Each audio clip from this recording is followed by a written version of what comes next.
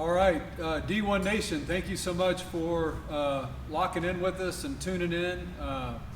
This has been such a unique time. We're on week 3 or 4 now of our lockdown and just having our facility closed. And just thankful for all of you guys who have followed along with us on our YouTube channel, Instagram Live. For those guys who are training with us on our Train Heroic app. Currently we have a great opportunity for young athletes out there to train for free with D1 programming on the app. So anyone that's watching this today that has interest in the app would like to get daily workouts written for them during this COVID-19 period, which is so tough for everyone. D1 Boerne, D1 San Antonio, we would be very honored to help you at this time. So, a couple of weeks ago, we did our first question and answer session, and as we've been doing our live workouts from time to time, we get some questions that roll in. And so I've got Mike Hernandez with me, Coach Hernandez again, with me here to answer some of these questions. And Mike, the first one that kind of came up was about D1 training in general and what we call our 5-star training. And so, Coach, if you want to talk about just what that 5-star training is and maybe why it's important for athletes to take that sort of process to work out. For sure, yeah. It's a great question, especially for everyone out there that's using the app, with us right now. Understanding the why behind anything you're doing in life always helps, So with the 5-star training system, it's a tier system ideology. Okay, so it's the way that every professional athlete organization, any high-end, high-quality program will operate in this system. So with D1 having that same exact tier system, starting with the dynamic warm-up. Getting blood flowing, activating every part of your nervous system. It plays a huge role into the whole scheme of things because we don't isolate muscle groups. We don't just single out a chest and back. We don't just single out just leg day. Everything's always a total body workout, total body movement, just because that's how we compete as athletes.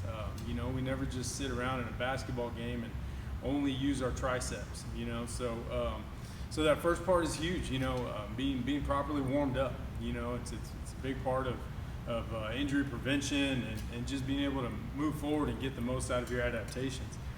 From a dynamic warm-up or movement prep, you go right into performance, so always, as coaches, we use the phrase, what's important now? It's a big acronym, WIN, the very beginning of your workout, you have the most probability for adaptations. You should be fresh. If you're on the app right now, we start out with 5 questions on, what's your sleep, what's your mood, what's your soreness level. All of these things that will play a factor into your adaptations of training. That's all been covered in why we train in a tier system. So performance is the most important thing of the day. Rather it be a hip dominant movement, quad dominant movement, whatever it is, that's why that's always number 2 right after we get warmed up. And then we go into strength. Strength is where we actually kind of try and grow our adaptations, try and build muscle, we try and build fast twitch muscle fibers, we try and be specific to what sport we're playing, what position, body types after that. That's where the individualization comes through with coaches on our end. Going into core and conditioning after that, that's where you get your heart rate up. That's where you get, you're working into that second and third energy system, again, that will always be specific towards whatever sport, whatever position you're playing, and that's huge. Getting into our cool down stretch. I mean, that's something that's commonly neglected. Everyone wants to, just completely get after it. It's not a tremendous workout unless these guys are throwing up or completely sore the next day. Those things can be alleviated just by, just being a little calm and collecting yourself and cooling your body down. So finishing up with a 5 to 6 minute stretch, dynamic stretch, that's huge, and ultimately every one of those has their own chapter in tier system training, and they all serve a purpose. Yeah, that's great. You know, just for me, coming from the coaching side of things, probably more of that daily activity of writing a practice plan and getting a baseball player or a certain athlete of a certain sport ready to go to be at their highest level, you know, for the next 2 hours or 3 hours of a practice. You know, I think as we do our strength and conditioning, or we do our conditioning on a daily basis, you know, having this regimen and this system is not unlike a normal practice day, in the fact that there has to be a system that gets you ready to compete at a very high level. And probably where I have seen the most missteps of a lot of athletes who, you know, maybe they have dreamt on being a really good athlete, but really don't have the discipline so much to maybe get a practice day started in the right way. Meaning that it's almost like, as a coach, you have to have your thumb down on your players every single day to not just to lead into practice, but also that stretch routine prior to, or you know, whatever that first segment of the day might be, might really be a defining moment of whether that practice on a given day is going to be a very good practice or a very average practice. And a lot of times you can circle back as a coach and really look at, you know, what was the mental state of guys when they walked into the ballpark that day or onto the field that day. You know, what was some of that baggage they might have been bringing with them, and then how quick were they to put those things aside and to get focused on that day's work. And, you know, I know just as a coach, that first part of practice every day and getting everybody on the same page was huge. And that kind of leads me into the second question, and it's really one of those things that I helps define, you know, good athlete to great athlete, good performer to great performer. And it is developing winning habits or that routine on a daily basis. And Mike, I would love to ask you, just as a former athlete, football player, you know, coming up playing at Smithson Valley High School, you know, playing at the college level, I mean, how important was just your daily habits, things that you had to do to get ready to play a position on the field and to play it at a high level? Oh my God, it's a phenomenal question, and it's a great lead into it, because those little things, I mean, they're habits. I mean, they're just like what we said. You know, we are what we habitually do. You know, and whenever we do these things, you know, a habit is most of the time it turns into a subconscious thing. You know, so sometimes, you know, we kind of we might look ahead. We might, you know, I like to use the domino analogy of lining up 500 dominoes, and you know, you can start at number 250 and knock it over, and that 500th is still going to fall over. But you neglected that first 200 and something, and you know, from a lot of coaches being a little OCD, that's going to leave you a little angry. But yeah, you know, a lot of those little things, those fundamentals, those you know, it's a commitment to the details. You know, and some people are gifted to where they might not have to put as much focus into hinging properly, or, you know, shuffling laterally, or doing a karaoke. All these little things that we kind of, you know, we go through them in 6th, 7th, 8th grade. You know, it looks okay, so we kind of just overload it. You know, kind of like the squat rack. You know, hey, it's getting up and down, so let's continue to add weight. You know, again, it's all part of a process, and those little things, they add up. You know, hard work never returns void. You know, those every single movement, you know, if done with a focus, you know, that's how it creates a habit. You know, and just to whenever you get into a bind, whenever you get into you know, something tough in life or in sports and athletics, you need to be able to count on your fundamentals. Okay, you can't just draw up the most extravagant play, or make the biggest play in your mind, and not be able to do those things without doing the little things. So you know, developing those winning habits, that's it. There's a lot that goes into it. I like to break it down from a character standpoint. You have your performance character skills, and you have moral character skills. Your performance character skills are the ones that will drive you to get up and, get in the gym at 5 o'clock in the morning when everybody else is sleeping. It's going to drive you to finish through a line. It's going to drive you to get up and try and find a way to win right now, at this time in our nation. And those moral character skills that will help with that are, those are the skills that are going to make you a better teammate.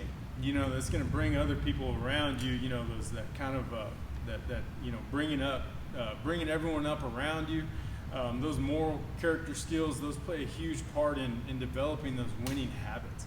You got to be able to identify what you're good and what you're bad at, and you got to be able to learn how to follow before you lead. So all of those they play a huge role into just developing those daily habits. So identify them, and then it's your responsibility to hold yourself accountable. Once that happens, everything falls in place, and your path of athleticism is just a little less scrutinized. For sure. I think a routine is such a fascinating topic, and having a routine that you can fall back on when it all hits the fan. I think there's not an athlete that's listening to this right now who hasn't had that anticipation of the big game, hasn't had the that feeling of excitement about that opportunity that's just around the corner to showcase all the hard work and everything that you've done to prepare for this moment. And how many times have we stepped onto that stage, and it's almost like the curtain draws, and we get to go out to our position, and there's those exhilarating moments in which it all goes the way we planned it to go, and then there's these other moments that we lay a complete egg that it doesn't go the way you want it to go, and we don't get the base hit, or we don't make the plays or execute the way we thought that we could as a team or a unit or as an individual.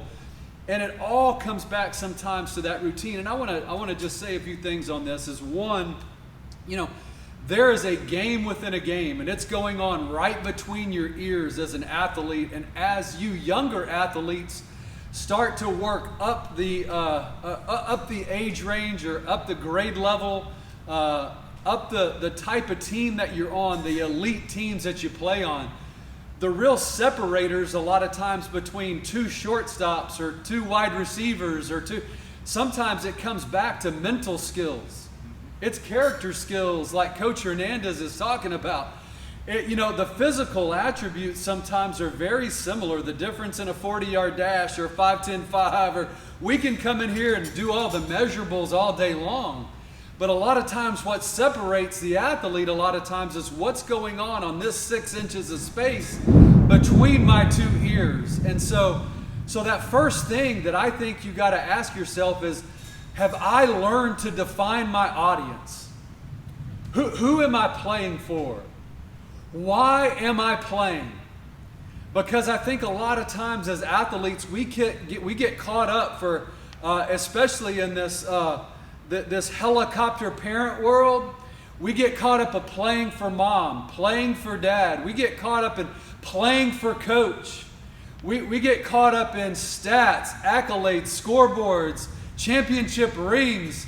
Everywhere you turn, every kid's getting a trophy, and all of a sudden our eyes are getting put on reasons to play that have nothing to do with actually loving the game. And so learning to define and narrowing it down into why do I play and who do I play for are two questions that I think help get us to that place of really being comfortable and confident when the umpire yells, play ball. All right, and so here we go. You ready for this? This is coming from a coach and a former player.